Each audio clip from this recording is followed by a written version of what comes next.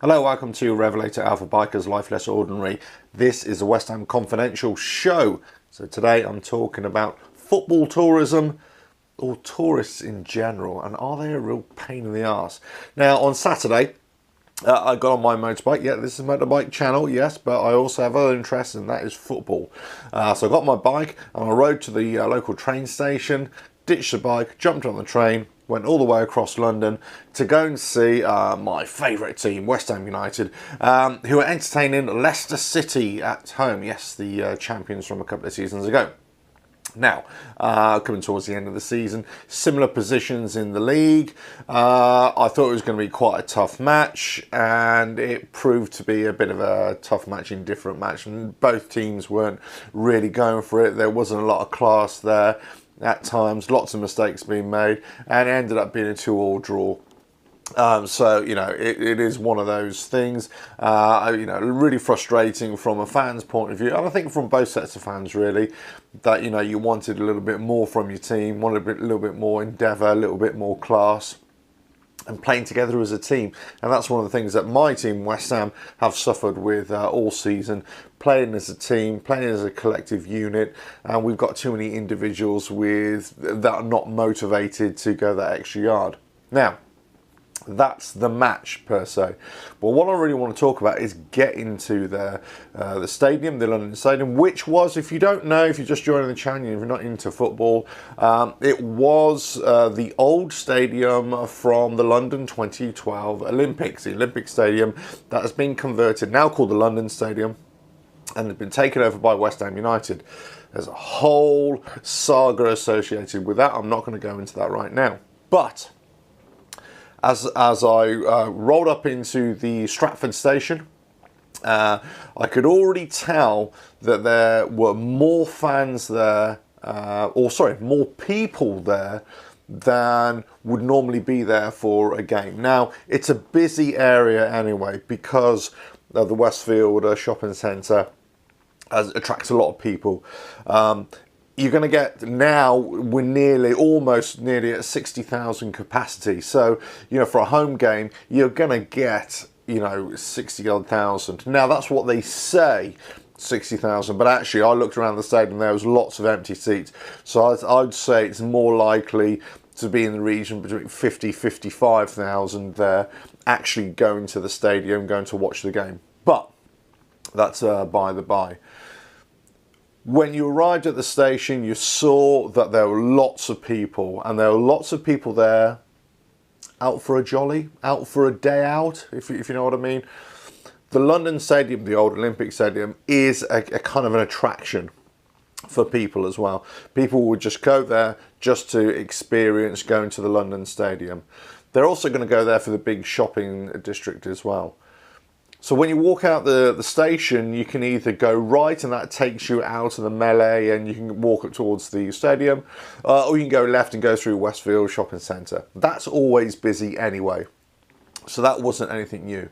But as soon as you walked up towards the stadium, I noticed there were so many more people there just milling about.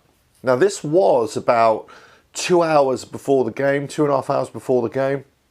And usually it's pretty quiet. There are a few people milling about, but there seem to be a legion of people there. And there are lots of day trippers there. Nothing to do with the football, nothing to do with, supporting West Ham or Leicester City, if you want. There are lots of day trippers there. And you can tell when tourists are about. Now, look, we've all been tourists. We've all go on holidays, let's say, or we all go to different parts of the country, and we all act as tourists. I get that. I'm not having to go act tourists. But what I'm saying is sometimes when you want to get somewhere and there's a whole, crowd, a horde of people that you need to get through, it's a bit frustrating. Personally, I'm not into really big crowds or having to move through big crowds. It's not that I get claustrophobic or agoraphobic or whatever the term would be in that case. It's more that I just get frustrated with people having to constantly dodge people all over the place. When you go to the stadium, lots of football fans, it can be like that anyway, especially now West Ham on the east side, on the old, now renamed Billy Bond stand. Outside there, they have Next to the West Ham shop, they have like a kind of a fan park. It's lots of trade stands, lots of pop-up bars, if you like. So, you know, the sun was shining, people are out. You know, it's a meeting point, if you like. So lots of people hanging around there. Around the other side of the stadium, it's virtually empty. Well, it's not empty, but there are people milling about, but not that much. But that point, that's when everybody's arriving from Westfield. That's where the fan park is. That's where it gets a bit of a bottleneck.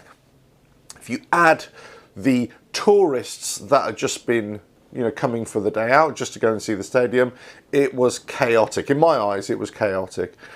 So, you know, you're getting a bit frustrated, you know, having to dodge people. Some people up here, some people down there, you know, little children, big children, all that kind of stuff. You're kind of dodging, you're trying to, you've got your beer and you're trying not to spill it. You wait to age just to get to the bar. And you get some young girl you're behind the bar who's like going, yeah, what do you want? And you think, I'll have a pint of beer. What else am I going to have? You know, it's a scorching hot day. So you get your drink and you think, oh, should I get some food or whatever? And I think, well, I've only got two hands. One is from the beer and one is to just try and palm off people like a rugby style. Anyway, so you're walking along. And this is what annoys me more than anything. This is like dumb fuck people who just go to events, let's say, or go to, you know, crowded areas. You're in the middle of a crowded area where people are walking by and they're trying to get everybody. And I come across a group of 6 people. Well, I don't know if they were going into the West Ham, you know, see the game. I have no idea. But they just sat themselves right in the middle of the thoroughfare and they just sat down having a little bloody picnic. I mean, how bloody stupid. You know, you could see people almost just coming up. It's almost like going up to the edge of a cliff and go, whoa, whoa. You know, it was like that kind of thing. What the hell are you doing? If you're going to sit down, go over to the wall, you know, out of people's way. Not sit right in the bloody middle. Now, so if anybody was at the game there, you would have noticed this. So, you know, leave comments below if you saw this going on. And it wasn't just one group I saw 3 groups do it as well. Lots of people milling around. Look, it was great to see lots of people out. Don't get me wrong. I'm not saying that, you know, I hate tourists and all this kind of stuff, but it just added to it. Now, what happened was that because you got so many extra people, it kind of dilutes it a little bit. And, you know, you saw people, you know, pushing push chairs around. And it's difficult for them, you know, mums and dads, you know, pushing their children around in strollers or whatever. You've got little kids there, you know, as well. Now, you know, I take my son to the football as well, but he's a little bit older now. But, you know, he wasn't with me at this game, unfortunately. But, you know, it is a struggle to, you know, try and keep you all together sometimes when you got so many people in a crowd. But what added to it, because it was Easter weekend, because, you know, the sun was shining, every man and his dog was out, you know, as a tourist, and then you've got the football, 50, 60 odd thousand people there as well. It just added to the confusion. After the match, there was mass confusion trying to get to the tube, to the trains for everybody to get home. You know, they were just holding people up for no reason at all. There's obviously a reason, but we weren't made aware of it. And, you know, I even stuck around the stadium for about half an hour, 45 minutes after the game, because I always know, let the crowds disperse a little bit, then you'll have an easier way to get to the tube. But no, it was still chaos when I got there. So absolute nonsense, you know, this whole thing. Then, that's the tourism and the extra tourism outside the stadium. Now let's get into the stadium. Oh my God, you could spot a football tourist a mile away. You know, I saw, you know, football fans with football shirts from all other clubs all around the world. You know, they've just come out for a day out. Don't get me wrong, I don't mind that per se. You know, going out as a neutral, going to watch a game. I do have a bit of a problem wearing your own football shirt from your own team, you know, to a league game from, you know, for somebody else's team. I think that's a bit, well, I think it's a bit naff, and I think it's a bit chavvy, and also I think you're asking for trouble at some point, because at some point somebody's going to say, what the fuck are you doing here with that? You know, if you're going to be a neutral, I go to other games as a neutral sometimes. If, you know, I can't get to a West Ham game, whatever, or we're not playing, for example, on a Saturday, I can get to a local game. I'll probably go and see Reading, something like that. That's my hometown. I don't support them, but, you know, I'll go and see a home game. Yeah, but I don't start wearing West Ham stuff. Actually, I don't wear anything. You know, I just go in plain clothes. In fact, pretty much most of the time I do go in plain clothes anyway to all football matches. But that's just me.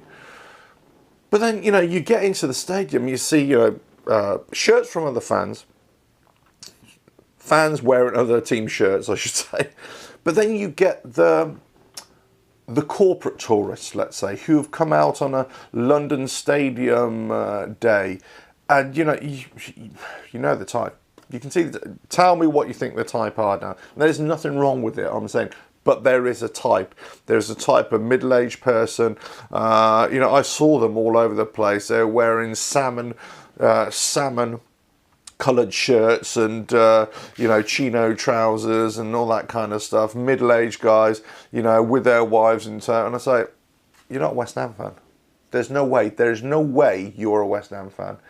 I know your wife isn't a West Ham fan. I know your friend over there isn't a West Ham fan. And you can just tell. You can just tell because they were, you know, they were looking around going, where should we go? Oh, it's over here. Let's go over here. Okay, let's go over there. I don't have an issue with it. But there's lots of them about. And this is what happens at all Premier League clubs now, is that you get lots of football tourists inside the ground. You probably get them outside the ground as well. We had a double whammy on Saturday because it was weather, because it was Easter weekend, because it is a focal point in the ex-Olympic Stadium as well. There seemed to be hundreds of that. I mean, maybe it's just me. Maybe I've just got the blinkers on. Maybe I just saw something that wasn't even there. But I was, ugh. Anyway, I mean, and then getting into the game and watching some of the dross that was being played. I mean, we can't, sometimes we, as a team, as a West Ham, we flatter to deceive. We kind of give the fans a false expectation. Actually, we can play really good. And then other times we think, well, what a load of old crap that was. Previous game we played against Man United and everybody's hailing us, saying, oh, fantastic performance. The problem with that was that Man United played so badly. They left so much space in the park that we were able to exploit it. Leicester weren't that kind of team.